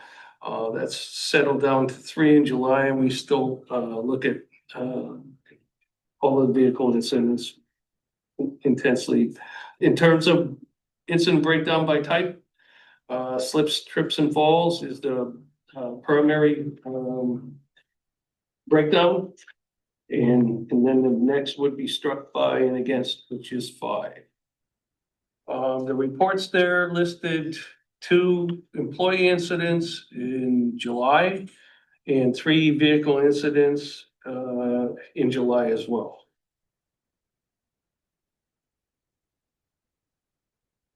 Do you ever consider to bring a consultant to look at the safety program? I mean, we use consulting for most of our operations.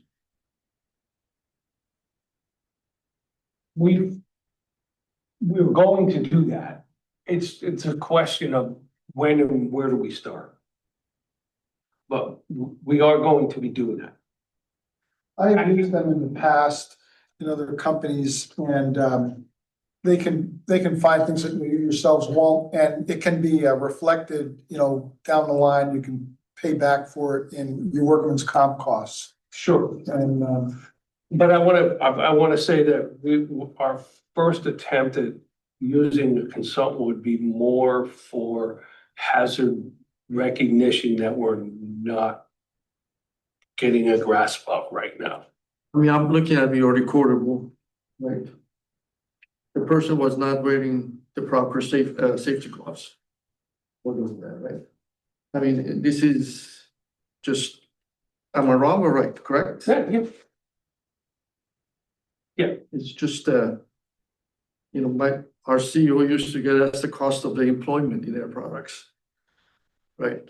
And that, those are tools that you gotta use. Yeah, I think we need to solicit some outside help. I'm more inclined to say that we want to look at where we're not recognizing some hazards that could lead to injuries. But at some point in time, we need to take a look at what are we doing with corrective actions and what is the result of the corrective action. If you'd like, I have one that I've worked with in the past, and then in addition, Indiana University of Pennsylvania has a good program for businesses, you know, for manufacturers in particular. And that is done at no cost generally, and I'll send you those. Give that advice. Yes, yeah, I hear. Good stuff. Okay, moving to the next item. Operation, please. Yep. In front of you, you should have the July 2026 operations report. From a water production standpoint, Allentown has been pretty consistent in the summer months. Central Lehigh, sort of the same thing. You will notice the well production is still pretty high, which is a good thing that we're maintaining enough production with supplementing by the wells. Klein's Island, 30.59 MGD, still quite low, mainly due to groundwater conditions and reduced INI, which is another perk. We did receive 3.7 inches in July, which is pretty much. However, we still are in a drought warning. Stream conditions have fluctuated a little bit. They have not recovered by any means. Same with groundwater levels. You will notice 3 main breaks this month. 2 of them resulted in boil water advisories in Allentown. There's brief descriptions down below. And I believe it was Sean that asked last month about main break totals over the past year. So I did note that down there as well. 2022, we had 49. 23, we had 20. 24, we had 51. 25, we had 32. And so far in 26, we had 35 main breaks. So we're pretty much in range. There's no real good average, I would say. It's really weather dependent in those cold months. You will flip over to the second page, look at compliance. You'll notice a lot of zeros this month, which is great. There was one at Sand Spring early in July, which actually was a fecal coliform exceedance. Ammonia has been absolutely fantastic over past 6 or 7 months or weeks. I'm sorry. Trying to keep that trend up. It's been looking great, knock on wood. But I'm hoping next month when I'm reporting on August that there's a bunch of zeros. I will note that this report was made before the DMRs were completed. So there was actually one additional exceedance at Heidelberg. That was a DO exceedance. Still looking into that one because that's very abnormal, especially for that facility. But other than that, we looked pretty good. To answer any questions that you may have. Just a question. So yeah, main breaks in July are pretty unusual, but just real briefly, what happened? We got calls for water in the street, Jeff. Yeah. Yeah, we couldn't point to any specific item or. Usually it's freeze thaw, right? We all know. Yeah, generally speaking, it wasn't a hotter spell. So, maybe it was going the other way weather-wise, but one of them was pretty severe. One of them was almost 11 hours and required us to get UGI on site, stop work. It was, some pretty interesting work the last couple of weeks. Unexplained. Yeah. Thank you, Andrew. Thanks. Any staff comment? Nothing. Okay, thank you, appreciate that. Any public comment? Nothing for us. Thank you, Amir. Any board member comment? Just want to say thank you for the good presentation on the suburban budget. Well done. Very helpful. Thank you. Okay, you guys want to have a long break or you want to have a short break so we can finish the executive session? How about we come back at 2:25? Is that okay? 10 minutes? 2:25? 2:25, 10 minutes? Okay, thank you. The meeting adjourned.